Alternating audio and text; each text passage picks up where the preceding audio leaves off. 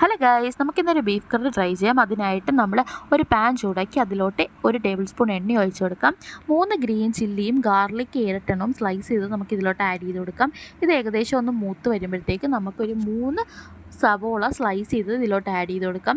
സവോള പെട്ടെന്ന് വഴണ്ടി കിട്ടാൻ വേണ്ടി നമുക്കൊരു 2 ടീസ്പൂൺ ഉപ്പും 1 ടീസ്പൂൺ മഞ്ഞൾപ്പൊടിയും കൂടി ഇട്ട് കൊടുക്കാം. എന്നിട്ട് നന്നായിട്ട് വഴറ്റിയെടുക്കാം. അപ്പോൾ ഇത് ഏകദേശം പെട്ടെന്ന് വഴണ്ടി വരും. അതിനുശേഷം നമുക്ക് 2 ടേബിൾ സ്പൂൺ മുളക് പൊടിയും കൂടി ഇട്ട് കൊടുത്താൽ നമ്മുടെ ഗ്രേവി ഇവിടെ റെഡി ആയിട്ടുണ്ട്. അപ്പോൾ ഏകദേശം മുളക് പൊടിയും കൂടെ ഒന്ന് വഴണ്ടി വന്നു കഴിയുമ്പോൾ 1 ടീസ്പൂൺ എണ്ണയും കൂടെ ഒഴിച്ച് കൊടുക്കാം.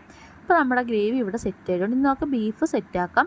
അതിനായിട്ട് നമ്മൾ ബീഫ് എടുത്ത് നന്നായിട്ട് വാഷ് ചെയ്ത് ക്ലീനാക്കി എടുത്തതിന് ശേഷം 1 ടേബിൾ സ്പൂൺ ഉപ്പ്, 1 ടേബിൾ സ്പൂൺ മഞ്ഞൾപ്പൊടി, 2 ടേബിൾ സ്പൂൺ മുളക് പൊടി എന്നിവയിട്ട് നന്നായിട്ട് കുഴച്ചെടുക്കാം. എന്നിട്ട് നമുക്കൊരു ഹാഫ് ആൻ അവർ മാഗ്നേറ്റ് ചെയ്ത് വെക്കാൻ കഴിഞ്ഞിട്ട് 5-6 വിസിൽ അടിച്ചെടുക്കാം. എന്നിട്ട് നമുക്ക് ഗ്രേവിയിലോട്ട് മിക്സ് ചെയ്തെടുക്കാം. അപ്പോൾ നമ്മുടെ കറി ഇവിടെ റെഡി ആയിട്ടുണ്ട്. അപ്പോൾ ഈ വീഡിയോ ഇഷ്ടം ലൈക്ക്